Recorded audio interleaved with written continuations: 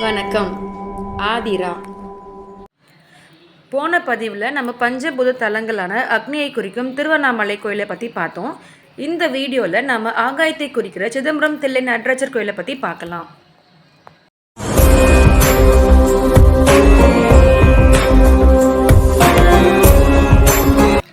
உலகத்தில் எந்த நாடும் இல்லாத அளவிற்கு அதிக அளவு இன்றளவும் பழமையான நாடுகளை கொண்டு இயங்குகிற ஒரு நாடு நம்ம இந்தியா மட்டும்தாங்க. அதிலும் தமிழகத்தினோட புகழ் எல்லாருக்குமே தெரியும். தமிழகத்தை ஆட்சி செஞ்ச பல்லவர்கள், சோழர்கள், பாண்டியர்கள், விஜயநகர பேரரசர்கள் என எல்லோராலையும் இந்த கோயிலுக்கு திருப்பணி செய்யப்பட்டுள்ளது. உலகத்திலேயே இந்த கோயிலில் தான் சிவபெருமான் பக்தர்களுக்கு நடன கோலத்தில் நடராஜர் மூர்த்தியாக காட்சி அளிக்கிறாரு. இந்த கோயில் 12ஆம் நூற்றாண்டில் கட்டப்பட்டுள்ளது. இங்கு மூலவர் நடராஜ பெருமான், இறைவி சிவகாமி அம்பாள். இவருக்கு கூத்தன் என்ற இன்னொரு பேரும் இருக்கு. இது பஞ்சபூதங்களான நீர், நெருப்பு, காற்று, ஆகாயம், பூமி எனப்படும் ஆகாயத்தை குறிக்கும் கோயில். தல வரலாறு. முனிவர்களில் சிறந்தவராக விளங்கிய வசிஷ்ட முனிவரோட உறவினரான மக்கியந்தர் என்ற முனிவருக்கு மாக்கியந்திரர் என்ற மகன் பிறந்தார். அவருக்கு ஆண்மணியான கிடைக்க வேண்டும் எனில் தில்லை வனத்தில் இருக்கும் சுயம்பு லிங்கத்தை வணங்குமாறு மக்கியந்திரர் அறிவுரைத்தார்.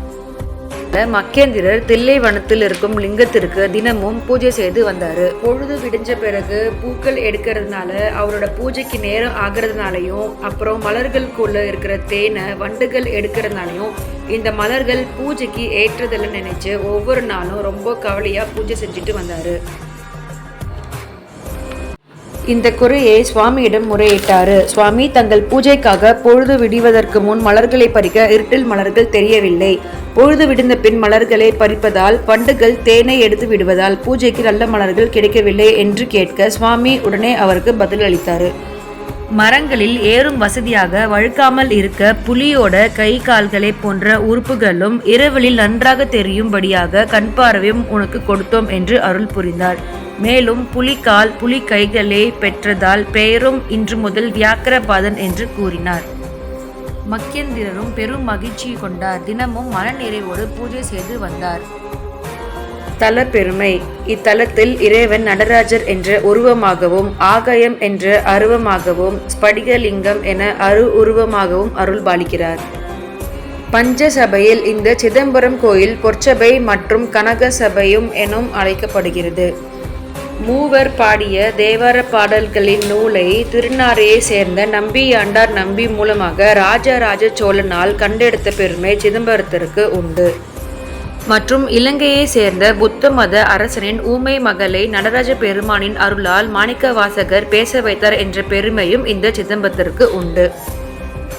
இங்கு நடராஜ பெருமான் ஆடும் பிரபஞ்ச நடனத்தை நாசா விண்வெளி ஆராய்ச்சி மையம் காஸ்மிக் டான்ஸ் என அழைப்பார்கள். வியாக்கிரபாத முனிவருக்கும் பதஞ்சலி முனிவருக்கும் அருளிய நடராஜ பெருமான்.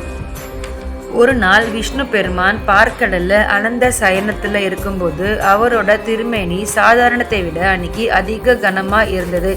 அதனால அவரோட ஆதிசேஷன் பாம்பால அவரோட சுமையை தாங்க முடியாம விஷ்ணு பகவான் கிட்ட, ஏன் சுவாமி, ஏன் இன்னைக்கு என்னால் உங்கள் சுமையை தாங்க முடியல, எதனால என்று கேட்க, விஷ்ணு பகவான் அவர் நடராஜர் பெருமானோட ஆனந்த தாண்டவத்தை பார்த்து மகிழ்ச்சியோடும் அவரை அன்போடு நானும் சுமக்கிறேன் என்று கூற, உடனே ஆதிசேஷனும் நானும் அந்த ஆனந்த தாண்டவத்தை பார்க்க வேண்டும் என்று ஆவல் புரிகிறேன் என்று சொன்னார்.